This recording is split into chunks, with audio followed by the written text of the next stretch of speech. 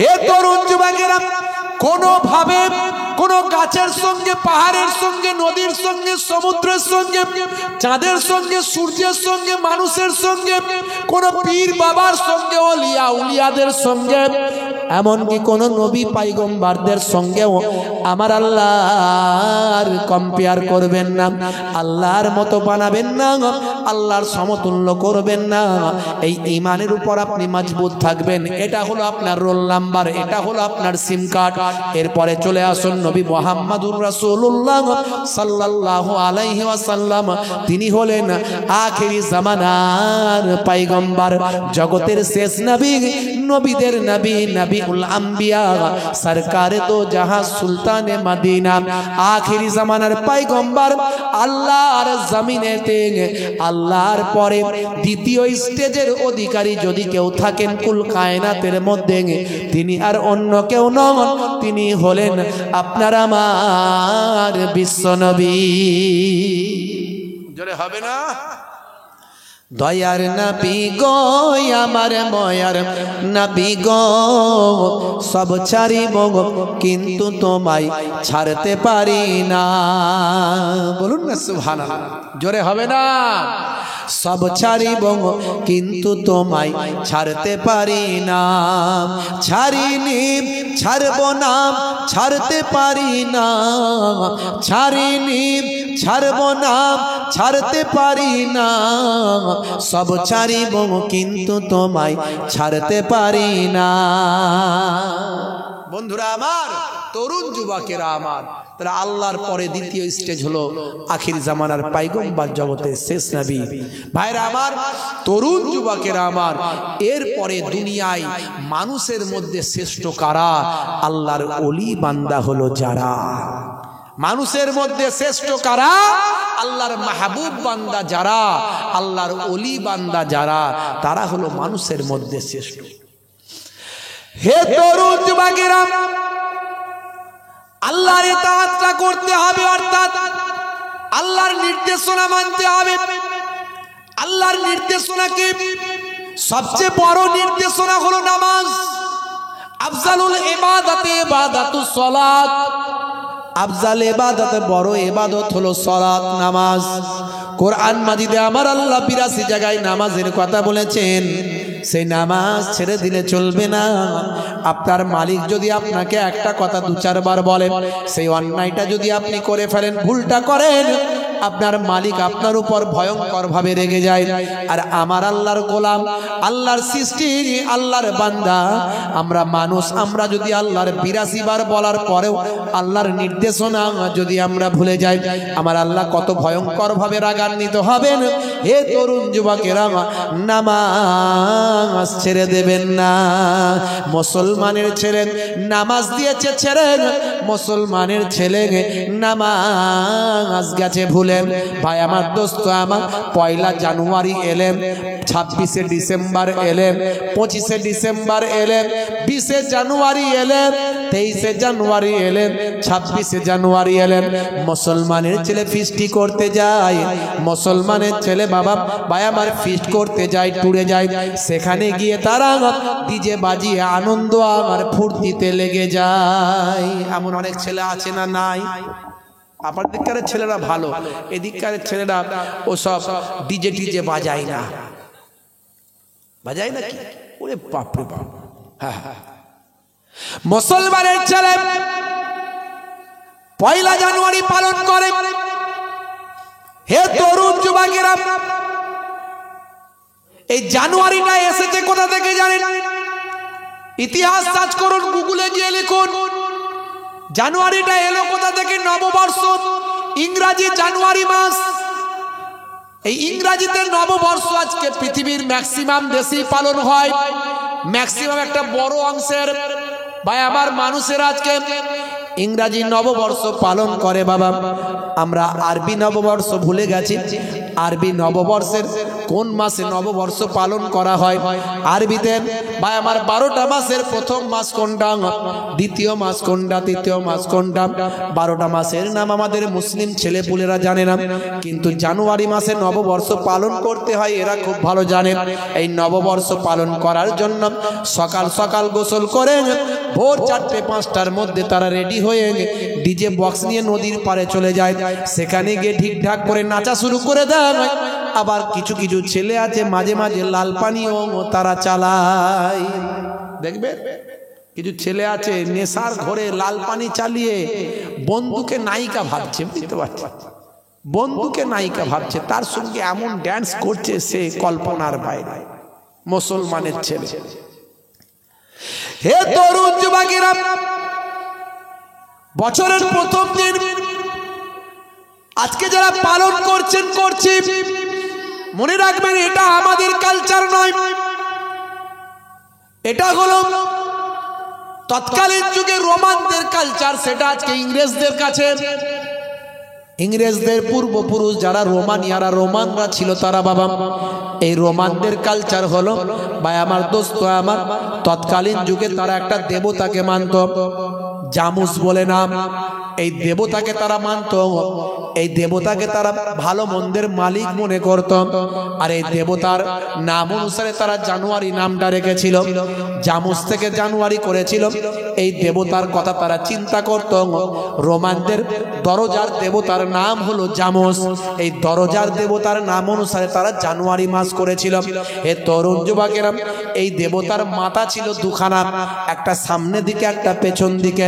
এই সামনের দিকের মাথার কাছে এসে তারা প্রার্থনা করে বলতো, হে আমাদের জামুস দেবতা, এই আগামী একটা বছর যা কিছু ভালো হবে সব তোমার জন্য হবে, তাই তোমার কাছে আমাদের প্রার্থনা আগামী একটা বছর যেন আমাদের সব ভালো ওর মধ্যে দিয়ে কাটে। আবার পেছনের মাথার দিকে, ওদিকেও মুখ ছিল ওই দুমুখো মাথা।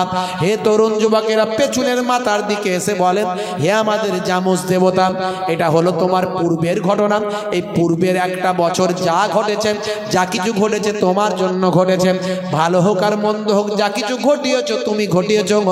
এই বলে জামুসের কাছে তারা প্রার্থনা করে। এটা করতো রোমানরা। হে তরুণ যুবকেরা, সেই রোমানদের দেবতার নাম হলো জামুস, আর এই জামুসের নামকরণে তারা নাম রেখেছিল জানুয়ারি। আর মুসলমানের ছেলে সেই জানুয়ারি মাস এলে বলে হ্যাপি নিউ ইয়ার, দেখ আমার বাহার, ঠিকঠাক ঠিকঠাক। বাপ রে বাপ।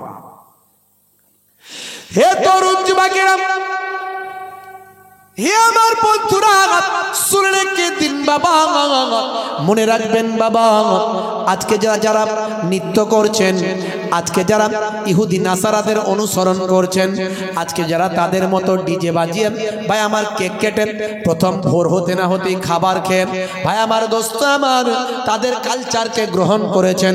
কালচার যদি গ্রহণ করতে হয়, আমরা বাংলা নববর্ষকে পালন করতে পারি ভাই আমার, বাংলা নববর্ষকে আমরা মনে করতে পারি এটা হলো আমাদের প্রথম বর্ষ।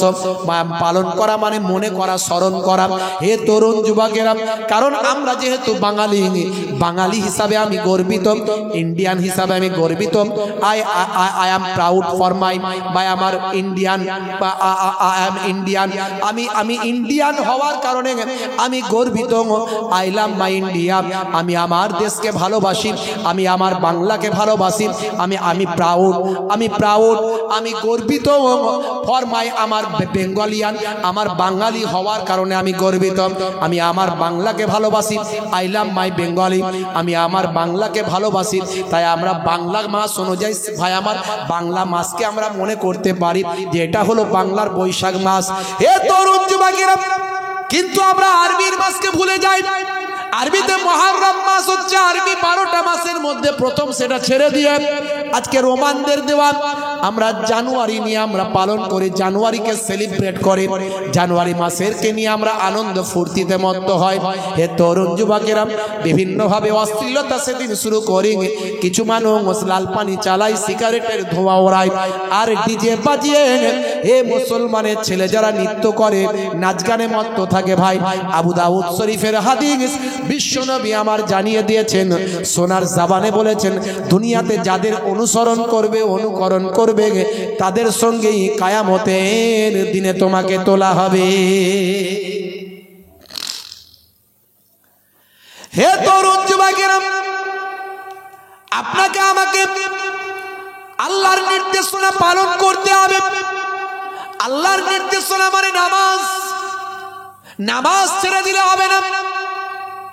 আজকে আপনি ভাই আমার ডিজে না বাজিয়ে, ফিস্ট না করে, যেহেতু ইংলিশ নববর্ষকে আমরা অস্বীকার করতে পারি না, সারা পৃথিবীর মানুষের একটা বড় অংশ ইংলিশ নববর্ষ পালন করে, তাই আমরা ওইভাবে সেলিব্রেট, ওইভাবে পালন না করে আজকের দিনে প্রতিশ্রুতিবদ্ধ হতে পারি যে আগামী ইংরাজি 2024 সালটা আমি একদিনের জন্য নামাজ ত্যাগ করব না। কারণ আমার নবী, দয়ার নবী, দো জাহানের বাদশাহ হাবিবুল্লাহ, তিনি নিজেও জানিয়ে দিয়েছেন, নামাজ হলো ইসলামের একটা খুঁটি। আসসালাতু ইমাদুদ্দিন, দিনের খুঁটি হলো নামাজ। যে দিনের খুঁটিকে মজবুত করলো, সে নামাজকে মজবুত করলো। সে দিনের খুঁটিকে মজবুত করলো। যে নামাজকে ছেড়ে দিল, সে দিনকে ধ্বংস করলো, দিনের খুঁটিকে নষ্ট করলো। তাই আজকে আমরা প্রতিশ্রুতিবদ্ধ হতে পারি, নামাজ ছেড়ে দেব না। বন্ধুরা আমার, তরুণ যুবকেরা আমার, মুরব্বিয়ানেরা আমার, নামাজ যদি কেউ ইচ্ছাকৃত হবে ছেড়ে দেয়, তার কি হবে? 14টা শাস্তি হবে। কতগুলো শাস্তি? নামাজ যদি কেউ ইচ্ছাকৃত হবে ছেড়ে দেয়, তার 14টা শাস্তি হবে। দুনিয়াতে হবে 5টা। দুনিয়াতে হবে কটা? দুনিয়াতে হবে 5টা, মৃত্যুর সময় হবে 3টে, আর কবরে গেলে হবে 3টে, আর কিয়ামতের দিনে হবে 3টে। নামাজ যদি কেউ ইচ্ছাকৃত হবে ছেড়ে দেয়, তার টোটাল শাস্তি হবে 14টা। তার মধ্যে দুনিয়াতে হবে 5টা। বেনামাজির চেহারায় নেককারের জ্যোতি থাকবে না, তার চেহারা দেখলে নেককার লোক বলে মনে হবে না। বেনামাজির রুজি রোজগারে বরকত হবে না। 2 নাম্বার, রুজিতে কোনোদিন বরকত পাওয়া যাবে না। হুজুর তাবিজ করে দেন, তাবিজ করে দেন, সেই রকম যদি হুজুর হয় তাবিজও করে দেবে, বলবে বাবা নামাজ ছেড়ে দেবে না, নামাজ ছেড়ে দিলে তোমার তাবিজে কোনো কাজ হবে না। আল্লাহর কোরআন যদি গলায় ঝুলিয়ে দাও কিছু কাজ হবে না, তো নামাজ ছেড়ে দেবেন না। তাহলে 2 নাম্বার হলো জীবিকায় বরকত থাকবে না। 3 নাম্বার, বেনামাজির ভাইরা আমার নেক কাজের সওয়াব পাবে না। নেক কাজের কোনো সওয়াব বেনামাজির হবে না। কোনো ভালো কাজ করলে মনে করবে আমি সওয়াব পাবো, কিন্তু সওয়াব আল্লাহ তাকে দেবেন না। 4 নাম্বার, বেনামাজির জন্য কোনো মানুষ যদি দোয়া চায়, কোনো নেক মানুষ যদি দোয়া চায়, আল্লাহ গো তার ভালো করে দাও, আল্লাহ তার দোয়া, নেক মানুষের দোয়াও কবুল করবেন না। আর 5 নাম্বার, বেনামাজি যদি নিজের জন্য দোয়া করে, আল্লাহ আমার এই দোয়াটা কবুল করে নাও, আল্লাহ আমার এটা করে দাও, আল্লাহ কারবারটা ভালো করে দাও, এই করে দাও, সেই করে দাও, আল্লাহ কবুল করবেন না। এই 5টা শাস্তি দুনিয়াতে আল্লাহ দেবেন বেনামাজির জন্য। মওতের সময় 3টে শাস্তি হবে। মওতের সময় 3টে শাস্তি হবে। 1 নাম্বার হলো বেইজ্জতের সঙ্গে মওত হবে বেনামাজি। মওতটা হবে বেনামাজির বেইজ্জতের সঙ্গে। 2 নাম্বার, মওতটা হবে ক্ষুধার্তর সঙ্গে। প্রচন্ড ক্ষুধা থাকবে, তার প্রচন্ড ভুক লাগবে, কিন্তু খাবার তার পেটে ঢুকবে না। ক্ষুধার্ত অবস্থায় বেনামাজির মৃত্যু হবে। 3 নাম্বার, পিপাসার্ত অবস্থায় মৃত্যু হবে। প্রচন্ড পিপাসায় কলিজা ফেটে যাবে, যেন মনে হবে যা পানি দেবে সব খেয়ে নেব, কিন্তু পানিও তার পেটে ঢুকবে না। এই মওতের সময় 3টে শাস্তি। আর কবরে গেলে কটা শাস্তি হবে বেনামাজির? 3খানা শাস্তি হবে। মনে রাখবেন, 1 নাম্বার শাস্তি হলো কবরে দেওয়ার পরে দুদিকের মাটি এমন সংকীর্ণ হয়ে যাবে, চেপে আসবে। হাদিসের ভাষায় বলা হয়েছে একদিকের পাঁজর অন্য দিকের পাঁজরের সঙ্গে ঢুকে যাবে। এইভাবে তাকে পিষাই করা হবে, আবার গোটা করা হবে, আবার পিষাই করা হবে। এইভাবে কবরের ভিতর তার আযাব চলতে থাকবে। 2 নাম্বার, কবরটা আগুনের টুকরায় পরিণত করা হবে। বেনামাজির কবরটাকে আগুনের টুকরায় পরিণত করা হবে। আর 3 নাম্বার, বেনামাজির কবরে একটা মারাত্মক ভয়ঙ্কর বিষধর সর্পকে নিযুক্ত করা হবে। তার নাম হলো সুজা আকরা। এই সুজা আকরা নামক ভাই আমার ভয়ঙ্কর সাপ তাকে দংশন করতে থাকবে। যে সাপ জমিনের উপর একবার নিঃশ্বাস ছাড়লে জীবনে আর কখনো সেখানে ঘাস জন্ম নিত না, এই রকম ভয়ঙ্কর সাপ আল্লাহ তার কবরে নিযুক্ত করে দেবে। বেনামাজি শাস্তি কবরে। আর কিয়ামতের দিনে 3টে শাস্তি আল্লাহ তার জন্য দিয়েছেন। মনে রাখবেন তরুণ যুবকেরা আমার, মুরব্বিয়ারেরা আমার, তার প্রথম শাস্তি তাকে আমার আল্লাহ কিয়ামতের দিনে তার হিসাবটা হবে অত্যন্ত কঠিন হিসাব হবে, অত্যন্ত কঠিন ভাবে হিসাব নেওয়া হবে। আর 2 নাম্বার হলো আমার আল্লাহ তার উপর নারাজ থাকবেন, অসন্তুষ্ট থাকবেন, আল্লাহ তাআলা তার উপর রাগান্বিত অবস্থায় থাকবেন। 3 নাম্বার হলো ভয়ঙ্কর ভাবে তাকে জাহান্নামের আগুনে নিক্ষেপ করা হবে। তাই আমার ভাইদেরকে অনুরোধ করব, বাপজি আমার নামাজ ছেড়ে দেবেন না, বাপ নামাজটা পড়ুন। এই জন্যে আমার আল্লাহ কোরআন মাজিদে জানিয়ে দিয়েছেন ইন্না সলাতা তানহা আনিল ফাহশাই ওয়াল মুনকার, নিশ্চয় নামাজ তোমাকে অশ্লীলতা অন্যায় থেকে দূরে সরিয়ে দেবে। জোরে বলুন সুবহানাল্লাহ। আপনি নামাজি হলে মাতাল হতে পারবেন না, নামাজি হলে জেনা ব্যভিচারে লিপ্ত হতে পারবেন না, নামাজি হলে অশ্লীলতা অন্যায় কাজে যেতে পারবেন না। আপনি নামাজি হয়ে গেলে আপনার জবান থেকে খারাপ কথা বলতে গেলে আপনার বুকে বাঁধবে যে আমি নামাজি, এমন কথা বলবো কি করে। তাই নামাজ ছেড়ে দেবেন না। কাজকে বলুন হে কাজ আমার নামাজ আছে, নামাজকে বলবেন না হে নামাজ আমার কাজ আছে। নামাজের ওয়াক্তটা হবে যখনই মসজিদে চলে যাও তুমি তখনই। ছাড়ো এবার ছাড়ো, ছাড়ো এবার ছাড়ো, এবার ছাড়ো এই কাজ তোমারই। নামাজের ওয়াক্তটা হবে যখনই মসজিদে চলে যাও তুমি তখনই। তোমার বাঁচার তোমার মরা লেখেন মোর প্রভু আমারই। নামাজের ওয়াক্তটা হবে যখনই মসজিদে চলে যাও তুমি তখনই। বলুন না ইনশাআল্লাহ, বলুন ইনশাআল্লাহ। ফজরের সময় ঘুমিয়ে থাকি, জোহরে কি দেব কাজে ফাঁকি। রাখো এসব, রাখো রাখো এসব, রাখো এসব রাখো কথা তোমারই। আসর আর মাগরিব হেলা করি, দোকানার আড্ডায় সময়টা দিই। মরলে তোমাকে যেতে হবে মাটির নিচে ঘর তোমারই। নামাজের ওয়াক্তটা হবে যখনই মসজিদে চলে যাও তুমি তখনই। বলুন না ইনশাআল্লাহ, বলুন ইনশাআল্লাহ। এশার সময় ঘুমিয়ে পড়ি, শরীরটা ক্লান্ত মেলিয়ে দিন। না না এসব বলো না, এসব বলো না, এসব বলো না বান্দা তুমি। রুটি রুজি দিচ্ছে যিনি, জীবন মরণের মালিক তিনি। জোরে হবে না? রুজি রুটি দেওয়ার মালিক কে? জোরে বলেন কে? আর জীবন মরণ নেওয়ার মালিক কে? আল্লাহ। আপনি কারবার করেছেন, বলছেন ওরে বাবু আমি নামাজ পড়তে গেলে আমার দোকানটা কে দেখবে রে বল, হ্যাঁ আমার দোকানটা কে দেখবে? আচ্ছা বলুন তো, খদ্দেরের মনে যদি আপনার দোকানের প্রতি ভালোবাসা আল্লাহ তুলে নেয়, খদ্দের আপনার দোকান পর্যন্ত এসে বলবেন না এই দোকানটায় যাবো না, আর একটা দোকান হচ্ছে ওখানে যাই। এই যে খদ্দেরের মনে ভালোবাসা তৈরি করার মালিকটা কে? আল্লাহ। আপনি কারবার করেছেন, কারবার যদি না চলে এই চালানোর মালিক হলেন আল্লাহ। মানুষের হৃদয়ে ভালোবাসা দেনেওয়ালা আল্লাহ। আপনার দোকানে মানুষকে আননেওয়ালা লানেওয়ালা আল্লাহ। আপনি কারবার ভাই আমার ব্যবসাটা, ভাই আমার চাষটা করেছেন, সবজি তৈরি করেছেন, চাষের সবজিতে ঠিকঠাক ভাবে চাষটা ফসলটা ফলিয়ে দেওয়ার মালিক আল্লাহ। যদি ফসল না ফলে, যদি পোকা লেগে যায়, অনাবৃষ্টি অতিবৃষ্টি হয়, তাহলে আপনার মেহনত কোনো কাজে লাগবে না। তাই ফসল ফলাবেন বটে, কিন্তু স্মরণ করবেন আল্লাহকে। দোকান করবেন বটে, স্মরণ করবেন আল্লাহকে। যা কিছু করবেন সব কিছুর মধ্যে দিয়ে আল্লাহকে স্মরণ করবেন।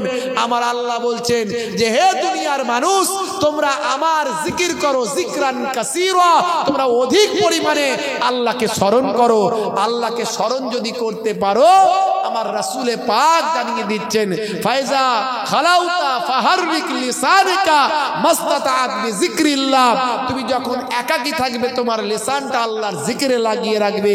রাসূল বলছেন খায়রাত দুনিয়া ওয়াল আখিরা। আমি রাসূলুল্লাহ বলছি, আল্লাহ তোমার দুনিয়াতেও ভালো করবেন, আখিরাতেও ভালো করে দেবেন।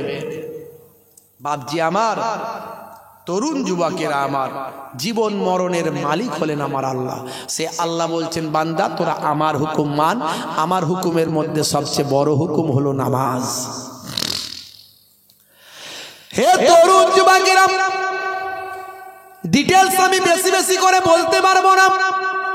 নামাজের কথা একটু বললাম, রোজার কথা আমি আর বলছি না। রোজা, হজ, যাকাত, কালেমা, আমার আল্লাহর আদেশ আর নিষেধ। তা'মুরুনা বিল মারুফ ওয়া তানহাউনা আনিল মুনকার, ভালো কাজের আদেশ, খারাপ কাজের নিষেধ।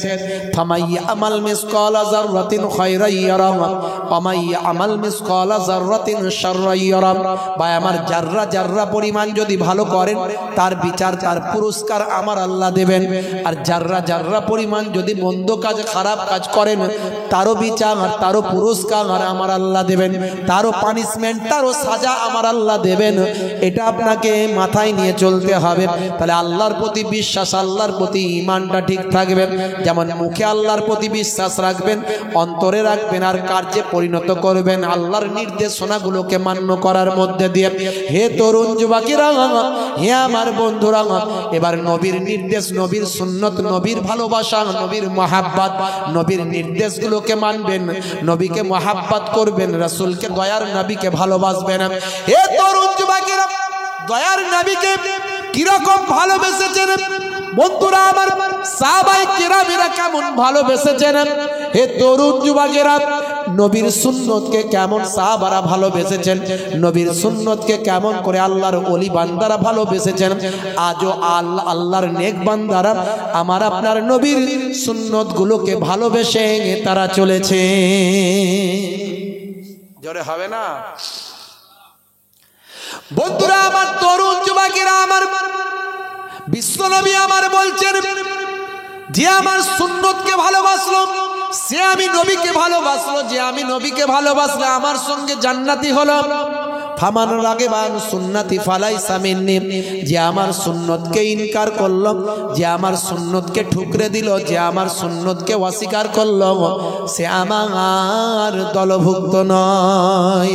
হে তরুণ যুবকেরা, হে আমার বন্ধুরা, হে আমার মুরব্বিয়ানেরা, 1450 বছর আগে বিশ্বনবী যে সুন্নতগুলো বলেছেন, সেই সুন্নতগুলো আপনি মেনে চলুন, আপনার দুনিয়া আখিরাতে কামিয়াবি হবে। দয়ার নবী আমার সুন্নতগুলোর মধ্যে সবচেয়ে বেশি গুরুত্ব দিয়েছেন যে সুন্নতের উপর, সেটা হলো মুখের দাড়ি। আজকে দাড়ি হয়েছে ফ্যাশন। বিরাট কোহলি দাড়ি রেখেছে, হরভজন সিং দাড়ি রেখেছে, লিওনেল মেসি দাড়ি রেখেছে, কথা ঠিক না বল? এই কিছুদিন আগে বিশ্বকাপ খেলা হলো, বিশ্বকাপ ক্রিকেট খেলা হলো না ভাই? এই ফাইনালটা কোথায় হয়েছিল বলেন? অনেকে অনেক কথা বলেছিল, গুজরাটে। আর স্টেডিয়ামটার নাম কি? নরেন্দ্র মোদী স্টেডিয়াম, আমাদের প্রধানমন্ত্রীর নামে। বন্ধুরা আমার, আপনারা জানেন পুরো টুর্নামেন্টে ভালো খেলা খেলেছিল বিরাট কোহলি। অনেক নাম বিরাট কোহলি, মুখে তার দাড়ি আছে দেখবেন ছোট ছোট। এখন আবার বিরাট কোহলির মতো অনেকে দাড়ি রাখছে। বিরাট কোহলির সুন্নত, ওটা নবীর সুন্নত নয়, বিরাট কোহলির সুন্নত। আর আপনি যদি ছোট ছোটই দাড়ি রাখেন, কিন্তু নবীর সুন্নত মনে করে রাখেন যে আজ আমি ছোট ছোট রেখেছি, একদিন বড় হয়ে যাবে, এই যে সুন্নত মনে করে রাখলেন, নবীর সুন্নত মনে করে, এই অবস্থায় মরে গেলে, কবরে গেলে মুনকার নাকির ফারিস্তা বলবে মান রব্বকা, দেখতে পাবে মুখে দাঁড়ির দেখা, হতে পারে ওই দাঁড়িটাই হবে নাজাতের জারিয়া। জোরে হবে না? দাঁড়ি রাখতে লজ্জা পায় মুসলমানের ছেলে। বিরাট কোহলির মুখে দাঁড়িয়ে আছে দেখবে, হরভজন সিং, লিওনেল মেসি থেকে শুরু করে হাসিম আমলা থেকে শুরু করে অনেক বড় বড় খেলোয়াড় প্লেয়ারদের মুখে দাঁড়িয়ে আছে। এই বিরাট কোহলি টোটাল টুর্নামেন্টটাই ভালো খেলেছিল, কিন্তু ফাইনালে গিয়ে দুর্ভাগ্যবশত হেরে গিয়েছিল। হার জিতের খেলা তো হার জিতে আপনারা দেখেছেন। বন্ধুরা আমার, তরুণ যুবকেরা আমার, এই খেলায় হার জিত নিয়ে অনেকে অনেক কথা বলেছে। কে মাঠের দোষ দিচ্ছে, কে জায়গার দোষ দিচ্ছে, কে অমুকের দোষ দিচ্ছে, কে তমুকের কথা বলছে, কে কোন খেলোয়াড়ের কথা বলছে। ভাই, খেলায় হার জিত থাকবে। আমার দেশের প্লেয়াররা আমাদের গর্ব, আমার দেশের প্লেয়াররা আমার দেশের সম্মান। যে কোনো ভাবে আমার দেশের সম্মান বিশ্বের যদি সম্মানিত হয় আমার দেশ, এটা আমি গর্ববোধ করি। তো মনে রাখবেন, আমি একটা জিনিস আপনাদের বোঝাতে চাই, বিরাট কোহলি হেরে যাওয়ার পরে তিনি কেঁদেছিলেন, আর তার এগেনস্টে যে দল ছিল, কোন দল জিতেছিল বলেন? অস্ট্রেলিয়া। সে অস্ট্রেলিয়ার ক্যাপ্টেনের নাম কি? গ্রেট ম্যাক্সওয়েল, তাই তো নাকি? ঠিক বললাম? আচ্ছা, ব্যাট কামিংস। আচ্ছা, ও যে তাহলে এসে আচ্ছা, যাই হোক, আপনারা ঠিক বলছেন, হয়তো আমি ভুল বলছি কিনা জানি না। তো ম্যাক্সওয়েল বলে নাম, যিনি ওই সময় ওই সেরা ম্যাচ খেলেছিলেন অস্ট্রেলিয়ার সম্ভবত, তিনি এসে বিরাট কোহলিকে পাশে গিয়ে দাঁড়িয়েছিলেন। ওই সময় তিনি সেলিব্রেশন করেন। আমার বলার উদ্দেশ্য এটা, গ্রেট ম্যাক্সওয়েল তিনি, আমি তো খেলা দেখিনি, হয় তিনি ক্যাপ্টেন ছিলেন কিংবা ওই ম্যাচের একজন সেরা খেলোয়াড় ছিলেন। তো যাই হোক, তিনি কিন্তু বুঝতে পারলেন যে এই টোটাল টুর্নামেন্টে ভালো খেলেছে যিনি, সেই বিরাট কোহলি আজকে কিন্তু খুব মর্মাহত, খুব দুঃখিত, তিনি কাঁদছেন। তা আমি জিতেছি বটে, কিন্তু জেতার পরেও আমার সেলিব্রেশন করার থেকে, আনন্দ উপভোগ করার থেকেও আমার বন্ধু আজকে ভালো খেলে দুঃখ পাচ্ছে, তার পাশে গিয়ে দাঁড়ানো উচিত। তাই 10 নাম্বার জার্সিটা নিয়ে গিয়ে বিরাট কোহলিকে বলেছিল সই করে দিতে। এই যে সৌজন্যবোধ, আমার বলার উদ্দেশ্য এই পয়েন্টটা, এই যে সৌজন্যবোধ দেখিয়েছিল, এটা তারা দেখিয়েছে, তারা দুজন খেলোয়াড় একে অপরকে দেখিয়েছে। আজকে আমরা এই নবীর নির্দেশ, আমার নবী সৌজন্যবোধ দেখাতে বলেছেন। আমার নবী, বিশ্ব নবী সোনার জামানে 1450 বছর আগে বলেছেন, হাক্কুল মুসলিমে আলাল মুসলিমে খামস, মুসলমান মুসলমানের উপর হক হলো 5টা। অন্য হাদিসে বলা হয়েছে 6টা। রাদ্দুস সালাম, সালামের জবাব দাও। কেউ তোমাকে সালাম দিলে তুমি অবজ্ঞা করবে না, সৌজন্যবোধ দেখাবে। তোমার শত্রু হলেও তুমি তার সালামের জবাব দেবে, না হলে সালামের জবাব না দিলে কঠিন গুনাহগার হবে। কারণ সালামের জবাব দেওয়াটা ওয়াজিব, তাই সালামের জবাব দাও। ওয়াইয়াদাতিল মারিজ, বিমারি মানুষ, অসুস্থ মানুষ হলে তাকে তুমি দেখতে যাও। দেখুন সৌজন্যবোধ, আমার নবী সৌজন্যবোধ শিখিয়েছেন। অসুস্থ মানুষ হলে তাকে তুমি দেখতে যাও, তার সেবা শুশ্রূষা করো। তুমি যাতায়াতের পথে, যাওয়া আসার পথে তোমার জন্য আল্লাহর মালাইকা ফারিস্তারা গুনাহ মাফির জন্য দোয়া চাইবে। বুঝতে পারছো? অসুস্থ মানুষকে দেখতে যাওয়া, এই সৌজন্যবোধ আমার নবী শিখিয়েছেন। ওয়াইত্তেবাইল জানাইজ, জানাজার নামাজটা কিসের নামাজ বলেন? ফরজ, সুন্নত, নফল না কি? এটা কি ওয়াজিব, কি নামাজ? জোরে বলেন। ফরজে কিফায়া। এই ফরজে কিফায়া আর ফরজে আইন এর মধ্যে পার্থক্য আছে। ফরজে কিফায়া হলো কিছু জন যদি পড়ে নেয় সবার পক্ষ থেকে হয়ে গেল, আর ফরজে আইন প্রত্যেককে পালন করতে হবে। তাহলে ফরজে কিফায়া জানাজার নামাজ কিছু মানুষ যদি নামাজ পড়তে যায় সারা গ্রামবাসীর হক পালন হয়ে যাবে। কিন্তু আমরা কি করি? কিছু মানুষ যায় না, সবাই যায়, সবাই যায়। অন্য জায়গায় কেতাবে বলা হয়েছে যে নামাজ জানাজার নামাজে অংশ নিল আল্লাহ তার নামাজ আমলে উহুদ পাহাড় পরিমাণ সওয়াব লিখে দেবেন। জোরে হবে না ভাইরা আমার? ওয়াজ জীবনে অনেক শুনেছেন, শুনবেন। আমি যে কথাগুলো বলছি একটু মাথায় রাখবেন।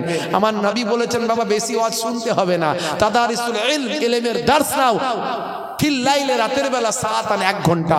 1 ঘন্টা যদি তুমি সঠিক সত্য ঠিকঠাক যদি তালিম নাও, খায়রাত দুনিয়া ওয়াল আখিরা, আমার আল্লাহ তোমার ভাই আমার খায়রুম মিন আহিয়াইহা, সারা জীবন নফল ইবাদতের থেকে ভালো। জোরে বলুন সুবহানাল্লাহ। বন্ধুরা আমার, তাহলে জানাজার নামাজে আপনি অংশ নিলেন, এটা হলো সৌজন্য দেখানো। আমরা ফরজে কিফায়ার নামাজে সবাই যাই, কারণ আমরা উহুদ পাহাড় পরিমাণ সব নিজেদের নামাজ আমলে পেতে চাই এবং সৌজন্যবোধ দেখাই যে জানাজার নামাজটায় হাজির সবাই হতে হবে। এই যে সৌজন্যবোধ আমার নবী শিখিয়েছেন, এরকম অসংখ্য আমি বলতে পারি, বেশি কথাই যাব না।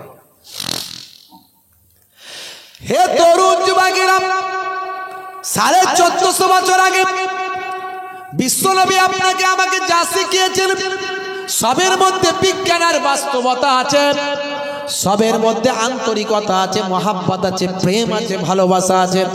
হে তরুণ যুবকেরা, হে আমার মুরব্বিয়ানেরা, শুনে রেখে দিন বাবা, জেনে রেখে দিন বাবা, 1450 বছর আগে বিশ্বনবী আমার বললেন ইউহিব্বুল হালওয়া ওয়াল আসাল, ভাই আমার মিষ্টি খাওয়া এবং মধুপান করা আমার নবী পছন্দ করতেন। নবী আমার ভালোবাসতেন মিষ্টি খাওয়া, নবী আমার মধু খাওয়া পছন্দ করতেন, ভালোবাসতেন।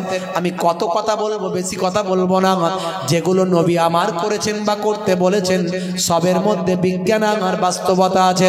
হে তরুণ যুবকেরা, 1450 বছর আগে গবেষকরা গবেষণা করছেন, গবেষণা করে তারা বলছেন ভাই আমার কার্ডিও ভাস্কুলার নামে আমাদের শরীরে একটা কার্ডিও রোগ হয়, মারাত্মক হার্টের একটা সমস্যা হয়।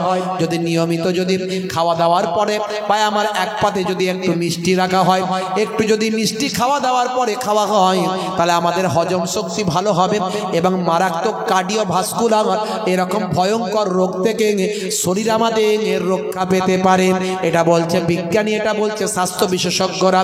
আর মধু হলো সর্দির জন্য থেকে শুরু করে এমন অনেক রোগের মহা ঔষধ হলো মধু। হে তরুণ যুবকেরা, 1450 বছর আগে বিশ্বনবী যা বললেন আজকের যুগে বিজ্ঞান আর বাস্তবতায় প্রমাণিত হয়। মিষ্টি খেলে অ্যাসিডের ক্ষরণের পরিমাণ কমে যায়, হজম শক্তি বেড়ে যায়, শরীর স্বাস্থ্য আমাদের সুন্দর থাকে, আমাদের খিদেটা ঠিকঠাক কমপ্লিট হয়। হে তরুণ যুবকেরা, এই রকম ভাবে আল্লাহর নবী 1450 বছর আগে যা বলেছেন নবী আমার বলেছেন হে সাহাবী তোমার হার্টের সমস্যা, হাদিসের মধ্যে এসেছে নবী আমার জানিয়েছেন তোমার হার্টের সমস্যা হয়েছে, তুমি আজুয়া খেজুর খাও। আজুয়া খেজুর হার্টের সমস্যার জন্য উপকার। জোরে বলুন সুবহানাল্লাহ। আজুয়া খাজুরের ইতিহাস আমি বলেছি, সালমান ফার্সি হুজুরের বাগানে প্রথম আজুয়া খাজুর শুরু হয়। আমার নবী পোড়া বীজ দিয়ে শুরু করলেন। ইহুদি হযরত সালমান ফার্সি হুজুরকে ছাড়বে না, সেই জন্য বাহানা তৈরি করলো যে বীজগুলো পোড়া বীজ দিয়ে দিল, বলে এইগুলো গাছ হতে হবে, গাছ হলে ফল হবে তবে আমি ছাড়বো। আমার নবী ওই পোড়া বীজগুলো আল্লাহর নাম নিয়ে বসাতে শুরু করলেন। তৎক্ষণাৎ আমার আল্লাহর কুদরতি ক্ষমতায় পেছন দিকে শেষে যখন তাকিয়ে দেখলেন চারা ফুটে গেছে। ওই পোড়া বীজ থেকে আল্লাহ গাছ বানালেন, পরে ফল দিলেন, ফলগুলো সব কালো কালো ফল হলো এবং সবচেয়ে সেরা খাজুর হলো সেই খাজুরটা হলো আজুয়া খাজুর। মদিনা শরীফে ভাই আমার সেখান থেকে চাষ শুরু হলো। জোরে বলুন সুবহানাল্লাহ। এই আজুয়া খাজুর এটা হলো হার্টের উপকার। বিশ্বনবী আমার বলেছেন হাদিস পাকের মধ্যে এসেছে যে ব্যক্তি সকালবেলা 7খানা আজুয়া খাজুর খাবে সারাদিন তার শরীরে কোনো জাদু ক্রিয়া করবে না, জাদু তো দূরের কথা, এমন কি কোনো শারীরিক বিষক্রিয়াও শরীরে করবে না, শরীরে কোনো বিষক্রিয়া ইফেক্ট করবে না, শরীর থেকে বিষক্রিয়াও নষ্ট হয়ে যাবে।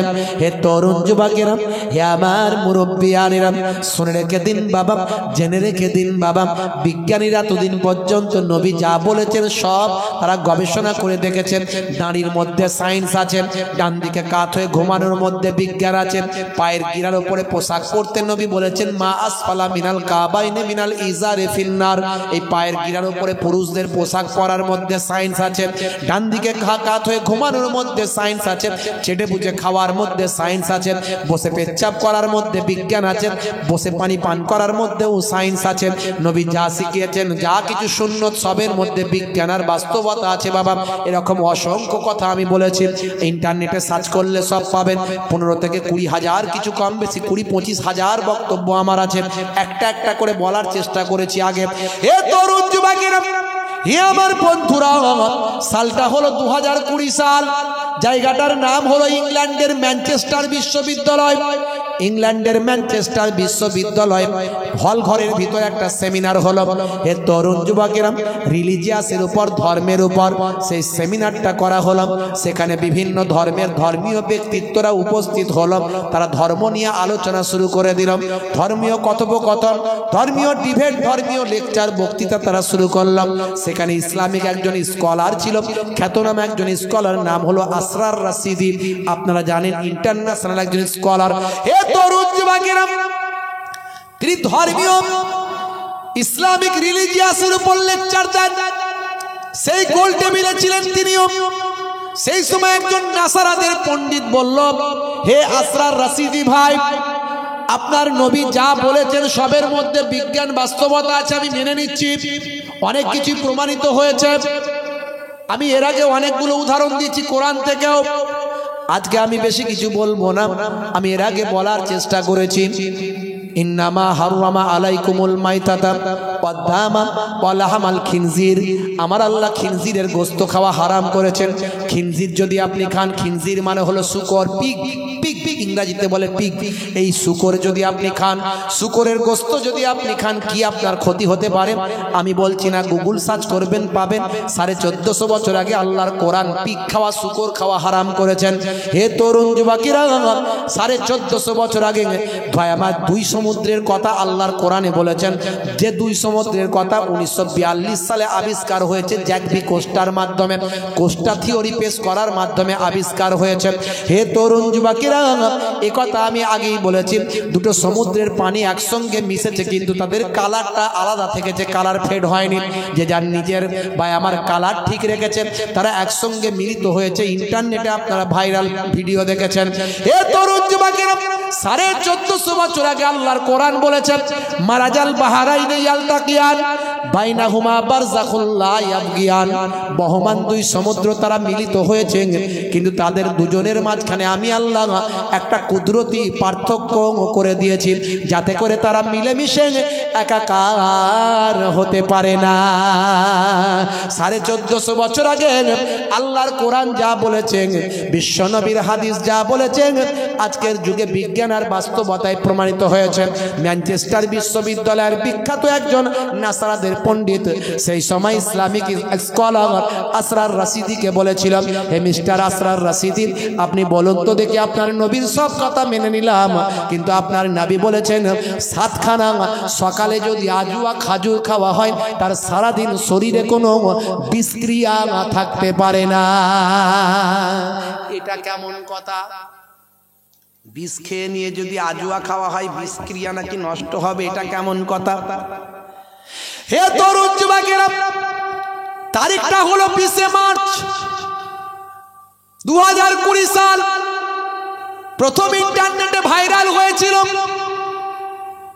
হে জওয়ান যুবকেরা, হে আমার বন্ধুরা, আসরার রাশিদি সেই সময় তিনি বললেন ঠিক আছে, আপনার কথাটা আমি এখনই বাস্তবায়িত করে দেখানোর চেষ্টা করি, কারণ আমি আজুয়া খাজুর খেতে পছন্দ করি, রাত দিন আমার কাছে আজুয়া খাজুর রাখি। এখানে যদি একটু লিকুইড কোনো বিষ থাকে আমাকে দেওয়া হোক।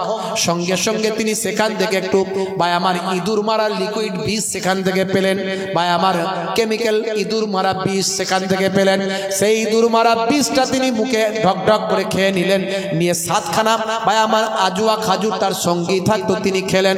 খাওয়ার পরে মানুষদেরকে দেখিয়ে দিলেন, দেখো দেখো আমার শরীরে দেখো কোনো ইফেক্ট কিছু করছে কিনা, আমি এখানে কয়েক ঘন্টা পর্যন্ত থাকবো, আমার কোনো ক্ষতি, এই ইঁদুর মারা এই মারাত্মক কেমিক্যাল মারাত্মক বিষ আমার শরীরে কোনো ক্ষতি ইনশাআল্লাহ করবে না। কারণ আমার নবী যা বলেন নিজের ইচ্ছায় বলেন না, মা ইয়ানতিকু আনিল হাওয়া ইন হুয়া ইল্লা ওয়াহিয়ুন ইউহা। আমার নবী নিজের ইচ্ছায় কোনো কথা বলেন না যতক্ষণ না আমার আল্লাহ ওহী দিয়ে না জানিয়ে দেয়। 7খানা খাজুর খাওয়ার নির্দেশ আমার নবী বলেছেন। আসল কথা কার? জোরে বলেন কার? আল্লাহর। বন্ধুরা আমার, এই কথাগুলো আমার বলার মানে কি, কেন বলছি? আপনার বিশ্বাসকে আরো মজবুত করতে চাইছি। আপনি কোরআন দেখে আল্লাহকে চিনুন, আপনি নবী দেখে আল্লাহকে চিনুন। আপনাকে কেউ বলতেই পারবে আল্লাহকে দেখা যায় না, আল্লাহকে মানো কেমন করে? আল্লাহকে দেখা যায় না, আল্লাহর নিদর্শন দেখা যায়। আমরা জানি কর্তা ছাড়া ক্রিয়া হয় না। তাহলে আকাশটা তৈরি করলো কে? জমিনকে তৈরি করেছে। কার ইশারায় গাছ, চারা গাছ থেকে এত বিশাল গাছ তৈরি হচ্ছে? সবই ন্যাচারাল। সবই ন্যাচারাল কোনোদিন হতে পারে? ভাই আমার, তরুণ যুবকেরা আমার, আজকে বিজ্ঞান বলছে পৃথিবী সৃষ্টি হয়েছে। ভাই আমার, নবমণ্ডল ভূমণ্ডল সবকিছু সৃষ্টি হয়েছে বিগ ব্যাং থিওরি তারা দিচ্ছে। বিগ ব্যাং থিওরি, এই বিগ ব্যাং থিওরিতে তারা বলছে যে একটা বিন্দু ছিল আগে, কোটি কোটি বছর আগে। এই পৃথিবী সৃষ্টি হয়নি, আকাশ সৃষ্টি হয়নি, চাঁদ সূর্য গ্রহ উপগ্রহ সৌরজগৎ নবমণ্ডল ভূমণ্ডল সৃষ্টি হয়নি। তখন একটা বিন্দু ছিল, একটা বিন্দু, সেই বিন্দুতে বিস্ফোরণ হলো। বিস্ফোরণ, এই বিস্ফোরণ হয়ে তৈরি হয়ে গেল, কোথাও ছিটকে পড়লো পৃথিবী, কোথাও ছিটকে পড়লো মঙ্গল, কোথাও ছিটকে পড়লো বুধ, কোথাও ছিটকে পড়লো ইউরেনাস, কোথাও ছিটকে পড়লো নেপচুন, কোথাও ছিটকে পড়লো প্লুটো। এইভাবে আকাশ তৈরি হয়ে গেল, সব তৈরি হয়ে গেল, এইভাবে তৈরি হয়েছে। তারা বলছে বিগ ব্যাং থিওরি। আজকে 1450 বছর আগের কোরআন মাজিদ খুলুন, সূরা আম্বিয়া আয়াত নাম্বার 30 নাম্বার আয়াত সূরা আম্বিয়া খুলুন। আমার আল্লাহ কোরআন মাজিদে জানিয়ে দিয়েছে আকাশ জমিন সব একসঙ্গে লেগেছিল, আমি আল্লাহ সেখানে তাদের মধ্যে থেকে আমি সব পার্থক্য করে দিয়েছি। জোরে হবে না? জোরে হবে না? বন্ধুরা আমার, আজকে যেটা গবেষণা করা হচ্ছে 1450 বছর আগে আল্লাহর কোরআনে লিপিবদ্ধ হয়েছে। কে মানলো আর কে মানলো না দেখার দরকার নাই, কিন্তু আমার আপনার থেকে সেরা সেরা মানুষগুলো মেনেছে। কেসিয়া স্কেলে আমার আপনার থেকে হেভি লোক, সেরা মানুষ, greatest person in the world, সারা পৃথিবীর মধ্যে একজন শ্রেষ্ঠ মানুষ কেসিয়া স্কেলে।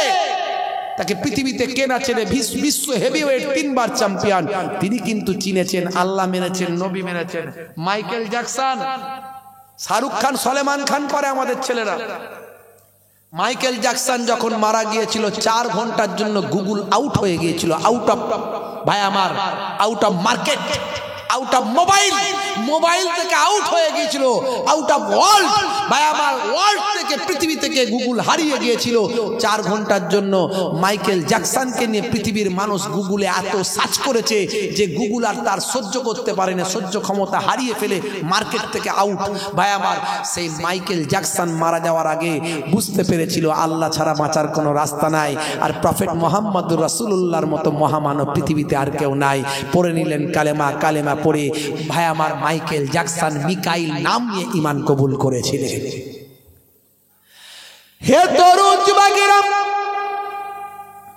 মিস্টার প্রেইল, এই অল্প কিছুদিন আগের কথা বলি, কষ্ট হচ্ছে আপনাদের? একটু হ্যাঁ হু দেয়, ছেড়ে দে, আমাকে খেতে পাচ্ছি। বিরিয়ানি হয়েছে নাকি? হ্যাঁ, সব অনেক আগে হয়ে গেছে, সব অনেক আগে হয়ে গেছে। নতুন কথা শুনতে হবে। বন্ধুরা আমার, তরুণ যুবকেরা আমার, নতুন বছরের কথা বললাম তো, আবার কথা বলবো। বন্ধুরা আমার, এই কষ্ট হচ্ছে আপনাদের? ঠান্ডা লাগছে? শেষ করে দেবো? অনেকে মনে মনে করছে করে দিলেই ভালো হয়, তাড়াতাড়ি বিরিয়ানি খায় আর ঘুমায়। খুব সংক্ষেপে খিচুড়ি, আবার গজল শুনবে, কে আবার কি পৃথিবী কেমন করে তৈরি হয়েছিল শুনবে। কত লোকের কত কথা, ওই জন্য আমি জিজ্ঞাসা করিনি কি বলবো।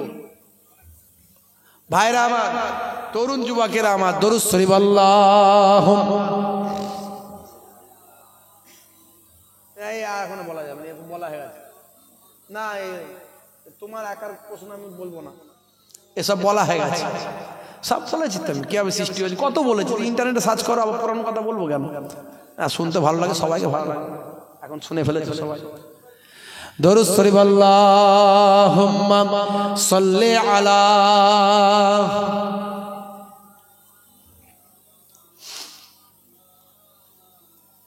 ওয়া আলা আলিহি।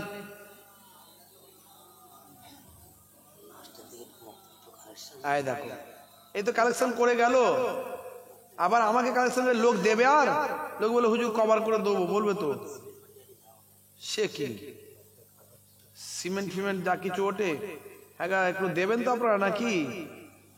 কি বিপদ, দেবেন তো? তাকে মক্তবের জন্য বলেছে, এখানে না করা যাবে না, কারণ সাদকায়ে জারিয়া হয়। 80টা বাচ্চা আছে, মাশাআল্লাহ। দরুদ শরীফ আল্লাহুম্মা সাল্লি আলা সাইয়্যিদিনা মাওলানা মুহাম্মাদ ওয়া আলা আলিহি।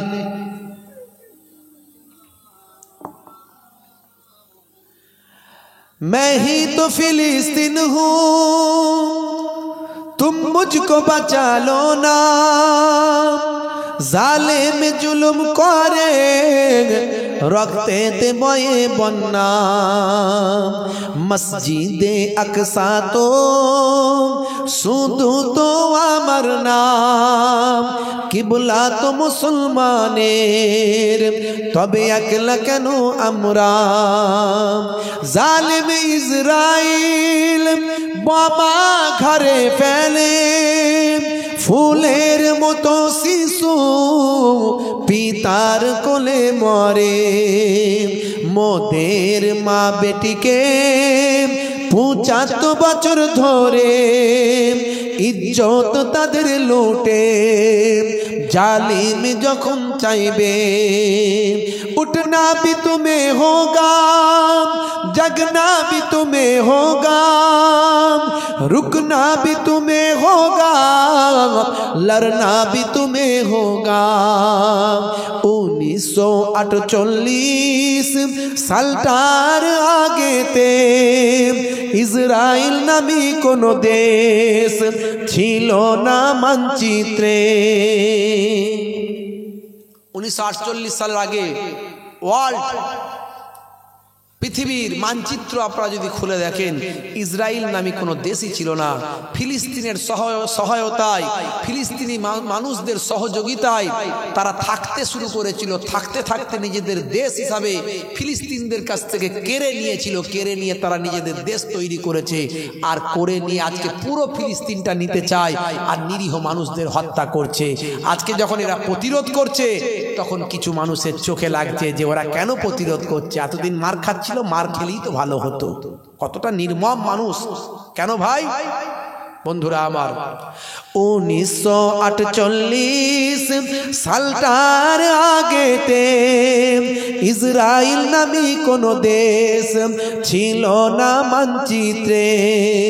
জার্মানি নাৎসিদের কাছে ইহুদিরা মার খেয়ে আসে সরল ফিলিস্তিনে। मस्जिदे अक्सा को कब्जा भी वही ने क्या, फिलिस्तीनी को कब्जा भी वही ने क्या। उठना भी तुम्हें होगा, जगना भी तुम्हें होगा, लड़ना भी तुम्हें होगा, रुकना भी तुम्हें होगा। বলুন ইনশাআল্লাহ। আমাদের লড়াই, আমাদের প্রতিরোধ আমাদেরকে করতে হবে, অন্য কেউ করবে না। আর অন্য কারোর উপর আশা করলে তাহলে কিন্তু বিপদে পড়তে হবে। ভাইরা আমার, তরুণ যুবকেরা আমার, আমার বলার উদ্দেশ্য, আমার নবী যা শিখিয়েছেন সবের মধ্যে বিজ্ঞান, বাস্তবতা এবং সবের মধ্যে আমাদের উপকার আছে। জোরে বলুন আলহামদুলিল্লাহ। হে তরুণ যুবকেরা, তাহলে আল্লাহর উপর বিশ্বাস বলেছি, নবীর প্রতি ভালোবাসার কথা বলেছি, আপনাকে আমাকে 5 ওয়াক্ত নামাজটা পড়তে হবে এবং রাসূলের সুন্নতগুলোকে মেনে চলতে হবে। হে তরুণ যুবকেরা, হে আমার মুরব্বিয়ানেরা, শুনে রেখে দিন বাবা, জেনে রেখে দিন বাবা, রাসূলকে ভালোবাসতে হবে, আল্লাহকে ভালোবাসতে হবে। আপনার আমার হৃদয়ে আল্লাহ এবং রাসূলের ভালোবাসাকে স্থান দিতে হবে। লা ইলাহা ইল্লাল্লাহ মুহাম্মাদুর রাসূলুল্লাহ, লা ইলাহা ইল্লাল্লাহ মুহাম্মাদুর রাসূলুল্লাহ সাল্লাল্লাহু আলাইহি ওয়াসাল্লাম। আল্লাহর নামের সঙ্গে আমার আল্লাহ আপনার আমার নবীর নামটা জুড়ে দেন। আজানে আমার নবীর নাম আল্লাহর সঙ্গে, কোরআন মাজিদে আমার আল্লাহর সঙ্গে নবীর নাম, নামাজে আমার আল্লাহর সঙ্গে নবীর নাম, জান্নাতের দরজায় আমার আল্লাহর সঙ্গে আপনার আমার বিশ্ব নবীর নাম। সেই নবীকে আপনাকে আমাকে ভালোবাসতে হবে, যেমন আল্লাহকে ভালোবাসবেন, পাশাপাশি রাসূলকে ভালোবাসবেন। হে তরুণ যুবকেরা, হে আমার মুরব্বিয়ানেরা, শুনে রেখে দিন বাবা, জেনে রেখে দিন বাবা, কেমন ভালোবাসা বাবা শুনে রেখে দেন। একটা ছোট্ট ভালোবাসার কথা বলি। যারা মক্কা শরীফ, মদিনা শরীফে গেছেন, এরকম হাজী সাহেব যদি থাকেন আমার কথাটা মনে পড়ে যাবে।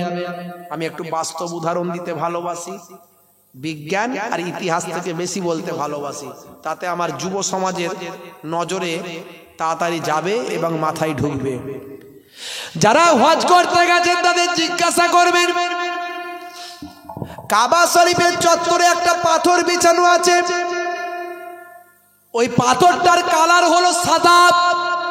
এখানে কেউ হাজী সাহেব আছেন, হাত তুলে দেখাতে পারেন? কেউ আছেন হাজী সাহেব? হ্যাঁ, কেউ হাজী সাহেব নাই? আছেন কেউ? হ্যাঁ, কেউ নাই? এই গ্রামে আছে? এই গ্রামে হাজী সাহেব আছে? এই বসিরহাট এলাকা বসিরহাট হুজুরের এলাকার মানুষ গো। হ্যাঁ, বড় লোক থাকলেই তো হজ করতে হবে। বড় লোক কি এখানে, ধনী মানুষ কি নাই এখানে? আছে তো, হজ কিন্তু করে না নাকি? করে, আছে মাশাআল্লাহ। এই এখন মজলিসে নাই, বুঝতে পারি, মাশাআল্লাহ মাশাআল্লাহ। তো যাই হোক ভাইরা আমার, তরুণ যুবকেরা আমার, মুরব্বিয়ানেরা আমার, তো হাজী সাহেবদের জিজ্ঞাসা করবেন, কাবা শরীফের চত্বরে যে পাথরটা বিছানো আছে ওই পাথরটা হলো সাদা পাথর। হে তরুণ যুবকেরা, এমনি আরবের টেম্পারেচার হলো গরম, টেম্পারেচার সবসময় হাই, 40, 42, 45 ডিগ্রি সবসময়। ওখানে প্রচন্ড গরম, মরু এলাকা, শুকানো পাথর।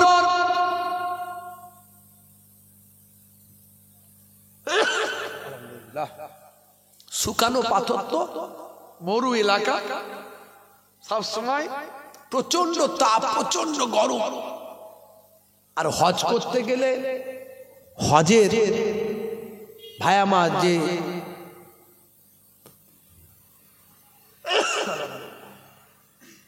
হজের যে ফরজগুলো আছে তার মধ্যে কাবা ঘর তওয়াফ করতে হবে। কাবা ঘর তওয়াফ না করলে হজ হবে বাবু?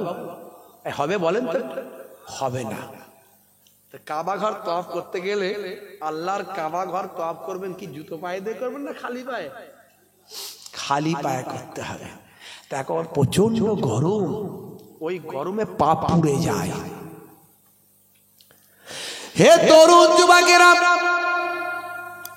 কাবা ঘরের চত্বরে প্রচন্ড গরম, টেম্পারেচার অনেক হাই। হে তরুণ যুবকেরা, হে আমার মুরব্বিয়ানেরা, হাজী সাহেবরা খালি পায়ে বাবা তওয়াফ করতে গেলে পাটা পুড়ে যায়, ফোসা হয়ে যায়, পাটা পুড়ে যায়, ভীষণ কষ্ট হয় বাবা। ভাই আমার দোস্ত আমার, কাবা ঘরে তওয়াফ করতে গেলে মানুষের অনেক কষ্ট হয়। সেই সময় ভাই আমার একজন বিখ্যাত, ভাই আমার বিজ্ঞানী, বিখ্যাত একজন টেকনোলজি বাবা, ভাই আমার টেকনিশিয়ান বলা যেতে পারে বাবা, বিখ্যাত একজন বিশেষ ব্যক্তিত্ব ভাই আমার দোস্ত আমার, তার বাড়ি হলো মিশরের। সেই মিশর থেকে একজন বিখ্যাত বাবা ভাই আমার দোস্ত আমার, আধুনিক বিজ্ঞানী বলা যেতে পারে, এই রকম পর্যায়ের একজন বিখ্যাত ব্যক্তি, তার নাম হলো ডক্টর কামাল ইব্রাহিম। ভাই আমার ডক্টর কামাল ইব্রাহিম বাবা। হে তরুণ যুবকেরা, হে আমার মুরব্বিয়ানেরা, তিনি এলেন আল্লাহর বাইতুল্লাহ তওয়াফ করতে। আল্লাহর বাইতুল্লাহ তওয়াফ করতে এলেন মিশর থেকে একজন বিশিষ্ট ব্যক্তি বাবজি আমার, তরুণ যুবকেরা আমার, মুরব্বিয়ানেরা আমার, তিনি ডক্টর কামাল ইব্রাহিম। তিনি এসে উপস্থিত হলেন, হয়ে দেখছেন যে কাবা শরীফের চত্বরে প্রচন্ড গরম, পা রাখতে পারে না হাজী সাহেবরা, এত কষ্ট। আমার আল্লাহর ঘর, কাবা ঘর তওয়াফ করছে, অথচ মানুষ পা রাখতে পারছে না, এত কষ্ট পাচ্ছে হাজী সাহেবরা। বন্ধুরা আমার, তরুণ যুবকেরা আমার, সেই সময় আরবের বাদশা ছিলেন বাদশা সাউদ। বাদশা সাউদ সেই সময় বাদশা, আসল আরবের নাম হলো জাজিরাতুল আরব। বাদশা সাউদের সময় থেকে তার নামটা পরিবর্তন করে হলো সৌদি আরব। সাউদের নাম অনুসারে সৌদি করা হয়েছে, ভালো করে জানুন হে তরুণ যুবকেরা। তার পূর্বে আরবের নাম ছিল জাজিরাতুল আরব। এই জাজিরাতুল আরবের অর্থ কি? জাজিরাতুল আরব ডিকশনারি খুলে দেখুন, পাহাড়ে ঘেরা আরব, পাহাড়ে ঘেরা আরবকে জাজিরাতুল আরব বলা হয়। হে তরুণ যুবকেরা, হে আমার মুরব্বিয়ানেরা, সেই সময় কামাল, ডক্টর কামাল ইব্রাহিম, তিনি একজন বিশিষ্ট সেই সময়কার বিখ্যাত একজন টেকনিশিয়ান, বিখ্যাত একজন সায়েন্টিস্ট বলা যেতে পারে, একজন বিজ্ঞানী বলা যেতে পারে। হে তরুণ যুবকেরা, হে আমার বন্ধুরা, তিনি বাদশা সাউদের সঙ্গে মুলাকাত করলেন, বাদশা সাউদকে ইনফরমেশন দিলেন, হে আমার প্রিয় বাদশা সাউদ, শুনে রেখে দেন, আমি এমন একটা পাহাড়ের নাম সন্ধান করে জানতে পেরেছি, আমার গবেষণার মধ্যে দিয়ে এমন একটা পাহাড়ের নাম সন্ধান করে জানতে পেরেছি যেটা কেউ জানে না, যেটা মানুষ এখনো জানতে পারে না, যে পাহাড়ের পাথর কখনো গরম হয় না। জোরে হবে না? ওই পাহাড়ের পাথর কখনো গরম হয় না। খুব সংক্ষেপে শেষ করে দেবো, লম্বা চওড়া নয়। আপনার ভাবে হুজুর কি ওয়াজ শেষ করবেন না কি রে বাবু? খুব ছোট্ট করে একটুকু বলে দিই। হে তরুণ যুবকেরা, হে আমার বন্ধুরা, শুনে রেখে দিন বাবা, জেনে রেখে দেন। বাদশা সাউদ বলল তাই নাকি? তাহলে তাড়াতাড়ি ওই পাহাড়ের পাথর আপনি দেখুন, ব্যবস্থা যদি করতে পারেন, আল্লাহর রহমত আপনার উপর নাজিল হবে, আল্লাহর কৃপা দয়া আপনার উপর নাজিল হবে। আচ্ছা বলুন তো কত টাকা লাগবে? এই নিন, আমি একটা ব্ল্যাঙ্ক চেক আমার দেশের পক্ষ থেকে আপনাকে দিয়ে দিলাম। ওই পাথর আনার জন্য যত টাকা প্রয়োজন আপনি ওই ব্ল্যাঙ্ক চেকেতে বসিয়ে দেবেন, আর তাকে আপনি দিয়ে আপনি পাথরটা সঞ্চয় করুন। হে তরুণ যুবকেরা, বাদশা সাউদের কাছ থেকে অনুমতি নিয়ে, বাদশার কাছ থেকে অনুমতি নিয়ে ডক্টর কামাল ইব্রাহিম সেই সময় ব্ল্যাঙ্ক চেক নিয়ে চলে গেলেন কোথাও? জায়গাটার নাম হলো গ্রিস। এই গ্রিসের জমিনে গিয়ে তিনি সেখানকার দায়িত্বপ্রাপ্ত ব্যক্তির সঙ্গে দেখা করলেন। দেখা করে বললেন, হে বাবা, এখানকার বাবা গভর্নর, এখানকার নেতা, এখানকার লিডার, আমরা আরব থেকে এসেছি, আরব বাদশার পক্ষ থেকে এসেছি। হে তরুণ যুবকেরা, হে আমার বন্ধুরা, শুনে রেখে দিন বাবা, জেনে রেখে দেন। সেই সময় তিনি দাবি করলেন, ওই পাহাড়টা ছোট পাহাড়, কিন্তু ওই পাহাড়ের একটা অংশের পাথর আমার প্রয়োজন, যা টাকা পয়সা লাগবে সবটাই দেব। আমার কাবা ঘর আপনারা জানেন, এই কাবা ঘরের চত্বরে হাজী সাহেবরা হজ করেন, তাদের পাটা পুড়ে যায়, তাদের পাটা ফোসা পড়ে যায়, তাদের বড্ড তোয়াফ করতে কষ্ট হয়, আর তোয়াফ না করলে হজ হয় না, তাই তাদের জন্য বড় কষ্ট হয়। তাই এমন পাথর আমি সন্ধান পেয়েছি এই পাথরটা কেবল গ্রিসের এই পাহাড়ই একমাত্র আছে, পৃথিবীর আর কোনো পাহাড়ে আছে কিনা এখনো সন্ধান পাওয়া যায় না। ওই পাথরটা যদি আপনি একটা অংশ দেন, ওই একটা অংশ এনে আমি আল্লাহ কাবা ঘরের চত্বরে বিছিয়ে দেব। আমি আরবের সরকারের পক্ষ থেকে এসেছি, এই নেন ব্ল্যাঙ্ক চেক, খালি চেকটা আপনাদের দিয়ে দিলাম। যত অ্যামাউন্ট বসানোর বসিয়ে নেন, যত অ্যামাউন্ট লেখার লিখে নেন, তার পরিবর্তে পাথরের একটা অংশে পাথর আমাকে দিয়ে দেন। হে তরুণ যুবকেরা, হে আমার বন্ধুরা, হে আমার মুরব্বিয়ানেরা, শুনে রেখে বাবা ডক্টর কামাল ইব্রাহিম মিশরের মানুষ, সেই সময়কার একজন বিখ্যাত ভাই আমার টেকনিশিয়ান, বিখ্যাত একজন ব্যক্তিত্ব। তিনি কি করলেন, কোন রকমের রাজি করিয়ে ওই পাহাড় থেকে পাথর কাটালেন। পাথর কাটিয়ে একটা অংশ তিনি ভাই আমার মক্কা শরীফে আনালেন। মক্কা শরীফে আনিয়ে ভাই আমার বড় বড় হাই লেভেলের মিস্ত্রি দিয়ে তিনি সেখানে পাথরগুলো বসিয়েছিলেন। আজও কাবা শরীফের চত্বরে আপনি যখন ঢুকবেন, পুরো কাবা শরীফের চত্বরটাই দেখবেন সাদা পাথর সেখানে বসানো আছে। আর এই সাদা পাথরের প্রচন্ড রোদের সময়, প্রচন্ড তাপেও আপনি বাইরে জুতো পা ছাড়া হাঁটতে পারেন না। বাইরে আপনি খালি পায়ে হাঁটার ক্ষমতা না হয়, কিন্তু কাবা শরীফের চত্বরে যখন আপনি পা দেবেন, পা আপনার গরম হবে না। এত সুন্দর ঠান্ডা হয়ে আছে, যেন মনে হচ্ছে ভিতর থেকে এসি চলছে। আমি এই মাসখানেক হলো আমি ঘুরে এসেছি, আল্লাহ আমাকে নিয়ে গেছিলেন, আবার আমি গেছিলাম। তো আমি গিয়ে আমার সঙ্গী ভাইদেরকে দেখাচ্ছিলাম, দেখো মিলিয়ে নাও, মিলিয়ে নাও। দেখছো তো এই যে পাথর দেখতে পাচ্ছ, এই পাথরের ইতিহাস শোনো আমার কাছে ভাইরা আমার। তো বাদশাহ সাউদ খুব খুশি হয়েছিলেন। হাজি সাহেবরা সেখানে গিয়ে এখন খালি পায়ে তওয়াফ করে। বেশ কিছুদিন যাওয়ার পরে ডক্টর কামাল ইব্রাহিম চলে গেলেন। এক সময় যখন আমার রাসূলের দরবারে গেলেন, রাসূলের দরবারে গিয়ে যখন মসজিদে নববীর চত্বরে তিনি যখন পৌঁছালেন, দেখেন পাথর প্রচন্ড গরম হয়ে আছে, পা তার ভাই আমার পুড়ে যাওয়ার মতো অবস্থা। হে তরুণ যুবকেরা, হে আমার মুরব্বিয়ানেরা, তিনি কষ্ট পেলেন, হাই রে হাই, যদি পুরো পাহাড়ের পাথরটা আমি কিনে ফেলতাম। আহারে মনটা আমার বড় কাঁদে।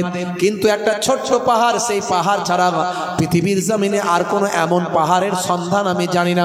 ওই গ্রিসের ওই পাহাড়টাই আমি জানি। কিন্তু 15টা বছর আমার কেটে গেছে। তখন যদি আমার মনে পড়তো, আহারে আমি আরো পাথর নিয়ে চলে আসতাম। এক সময় হঠাৎ করে দেখা যায় বাদশাহ সাউদ বললেন, হে ভাই ডক্টর কামাল ইব্রাহিম, আপনি আল্লাহর কাবা ঘরে এমন খেদমত করলেন, আজ 15টা বছর ধরে সাদা পাথর লাগিয়ে দিয়েছেন। এই সাদা পাথরের বদৌলতে হাজি সাহেবদের পায়েতে আর কখনো ফুসকা পড়ে না, পা কখনো গরম হয় না। আমার আল্লাহ আপনাকে কবুল করেছেন। আমার আল্লাহর প্রেম, মহাব্বত, ভালোবাসা আপনার অন্তরে আছে। আল্লাহ কত খুশি হয়েছেন আপনার উপর। কিন্তু 15টা বছর কেটে গেছে, আমারও সেই সময় মাথায় ছিল না, আর আপনারও সেই সময় হয়তো মাথায় ছিল না। আর সেই সময় যদি আরো কিছুটা পাথর এনে আমার রাসূলের রওজা মোবারকের চত্বরটা একটু লাগিয়ে দিতেন, আমি সাউদ বড় খুশি হয়ে যেতাম। আমার রাসূলের চত্বরে, রাসূলের রওজার চত্বরে যদি একটু লাগাতেন, আমি বড় খুশি হতাম। আহারে সে সময় আমার মনে পড়েনি, খেয়াল ছিল না, আর আপনারও খেয়াল ছিল না। যদি একটু খেয়াল করতেন ভাই, তো এখন কিছু করা যাবে? বলে আর কিছু হয়? 15 বছর আগের ঘটনা, আর কি সে আছে? একে পাহাড়টা খুব ছোট্ট পাহাড়, যেটুকু আমি হাফ অন্তত নিয়ে চলে এসেছি, আর হাফ তারা দেয়নি আমাকে তখন। তো আমি আর বলিও নি, বললে হয়তো দিত কিনা জানি না। তো আমি হাফ নিয়ে চলে এসেছি, আর সে আছে। হে তরুণ যুবকেরা, বাদশাহ সাউদ বলেছিলেন, ভাই একবার যান, আরেকবার চেষ্টা করুন, যদি আমার নবীর রূহানি দোয়া আপনার উপর থাকে, আমার আল্লাহ হতে পারে আপনাকে মিলিয়ে যদি দেন।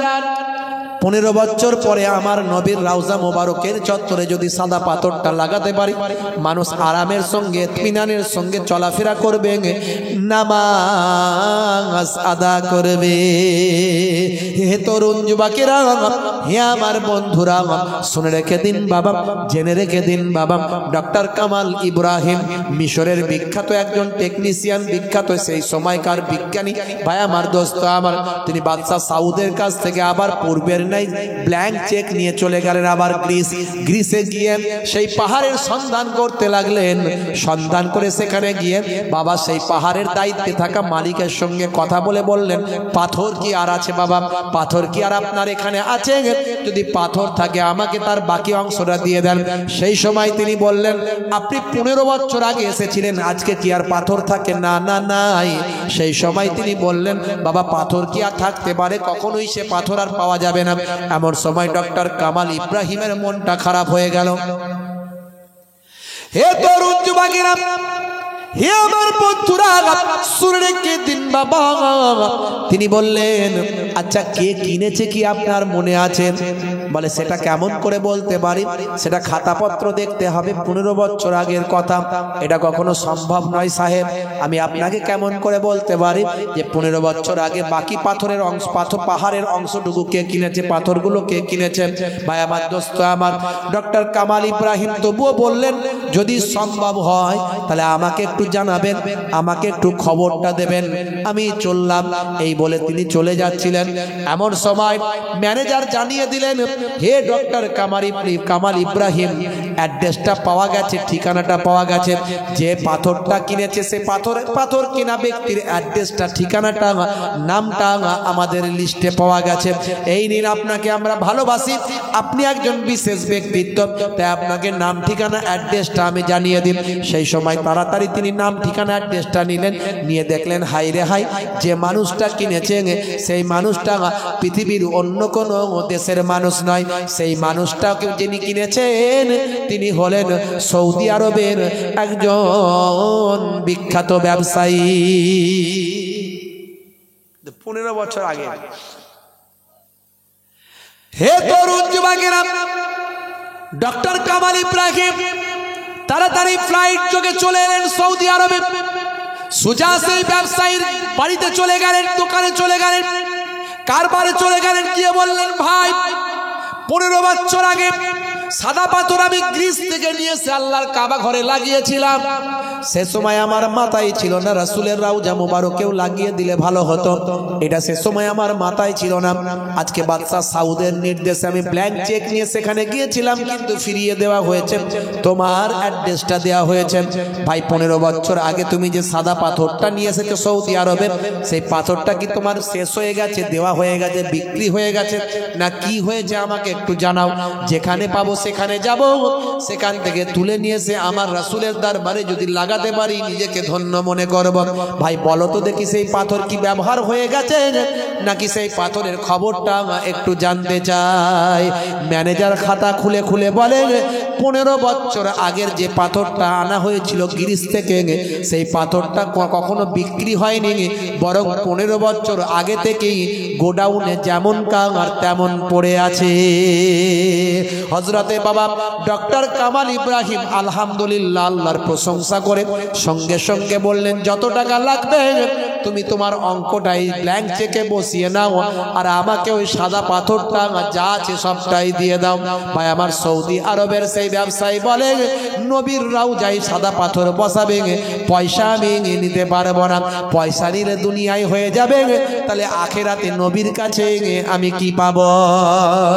হে তরুণ যুবকেরা, ডক্টর কামাল ইব্রাহিম সেই সাদা পাথর নিয়েছে বিনা পয়সায়, বিনা মেহনতে, তার নিজের জীবনে কখনো মজুরি নিলেন না, যত মিস্ত্রি সব লাগিয়েছিলেন কোনো মজুরি নেননি, বিনা পয়সায় বিনা ভাই আমার সবকিছু তিনি নিজের খরচা দিয়ে করে ভাই আমার আল্লাহর নবীর রওজা মোবারকের চত্বরে মসজিদে নববীর বাইরে চত্বরে সাদা পাথরটা তিনি সেখানে বসিয়ে দিয়েছেন।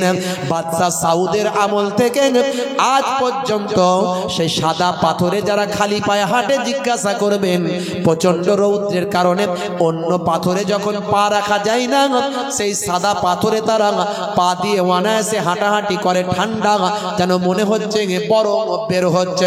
বলার উদ্দেশ্য হলো একটা ডক্টর কামাল ইব্রাহিম একজন বাবা মিশরের মানুষ, তার মধ্যে কেমন আল্লাহ প্রেম নবী প্রেম। হে তরুণ যুবকেরা, যার হৃদয়ে আল্লাহ প্রেম নবী প্রেম থাকবে আমার আল্লাহ তাকে কখনো নিরাশ করবেন না। আপনি কখনো মায়ুস হবেন না, আপনি কখনো নিরাশ হবেন না। আপনার মধ্যে আল্লাহ প্রেম নবী প্রেম থাকলে, আর আল্লাহ প্রেম নবী প্রেমকে বাস্তবায়িত করতে গেলে আল্লাহর নির্দেশ রাসূলের সুন্নত আপনাকে মেনে চলতে হবে। তাই আজ থেকে প্রতিজ্ঞা করুন রাসূলের সুন্নত মেনে চলবো, আল্লাহর নির্দেশ মেনে চলবো। যাদের ভিতরে সুন্নত পাওয়া যায় তারা কেউ পথহারা হয় না। রাসূলের পথে যারা চলে দুনিয়ায় বাতিলের বাধা তারা মানে না। নিশীথ রজনীতে সেজদাতে যায়, হুসাইনি তাদের নিয়ে ভাবনাতে রয়। বিপদের মাঝে তারা যতই পড়ুক, বিপদের মাঝে তারা যতই পড়ুক, রাসূলের তরিকা ছাড়ে না। যাদের ভিতরে সুন্নত পাওয়া যায় তারা কেউ পথহারা হয় না। বলুন না সুবহানাল্লাহ, জোরে হবে না ভাইরা আমার। যাই হোক, 5 ওয়াক্ত নামাজ ছেড়ে দেবেন না, রাসূলের সুন্নতগুলো ভুলে যাবেন না। নামাজ আজ থেকে ওয়াদা করুন নামাজ ছাড়বো না, আজ থেকে ওয়াদা করুন নামাজ পড়া শুরু করব। কাজা হলে কাজা পড়বেন কিন্তু নামাজ ছাড়বেন না। আর রাসূলের সুন্নতগুলো স্টার্টিং করতে গেলে আপনি সবচেয়ে আগে নবীর সুন্নত, দাড়িটা অন্তত ছোট ছোট হলেও রাখুন। আজ ছোট আছে কাল বড় হয়ে যাবে, সুন্নতটা রাখা শুরু করুন। দাড়ি এখন সৌন্দর্যের প্রতীক, আপনার দাড়ির দ্বারা আপনাকে সুন্দর লাগবে। কিন্তু কোন নেতা মন্ত্রী খেলোয়াড় প্লেয়ার রেখেছে বলে নয়, আমি রাখছি নবীর সুন্নত মনে করে, এই মনে করে দাড়িটা রাখা শুরু করুন। দেখবেন আমার আল্লাহ কবুল করে নেবে। আপনার মধ্যে যদি আল্লাহর মাহাব্বাত রাসূলের সুন্নত থাকে, আমার আল্লাহ আপনাকে কখনো মায়ুস করবেন না, আপনাকে কখনো ভাই আমার অসহায় বানাবেন না, আপনাকে কখনো তানহাই আপনার মধ্যে আসবে না, আপনার মধ্যে কখনো অবহেলা আসবে না। আল্লাহর প্রতি আল্লাহর মাহাব্বাত, আল্লাহর ভালোবাসা আপনি পাবেন এবং রাসূলের রুহানি নেক নাজার নেক ফায়েজ পাবেন। আর এই রুহানি নেক নাজার নেক ফায়েজ পেতে গেলে, আল্লাহর ভালোবাসা পেতে গেলে আপনাকে আমাকে ওলি আউলিয়াদের তরিকা ধরে, ওলি আউলিয়াদের দেখানো পথে চলতে হবে। যেভাবে খাজা গরিব নওয়াজ হুজুর চলেছেন, নিজামুদ্দিন আউলিয়া হুজুর চলেছেন, পীর আবু বকর সিদ্দিক রাহমাতুল্লাহ দাদা হুজুর চলেছেন, হযরতে বসির আল আল্লামা হুজুর চলেছেন।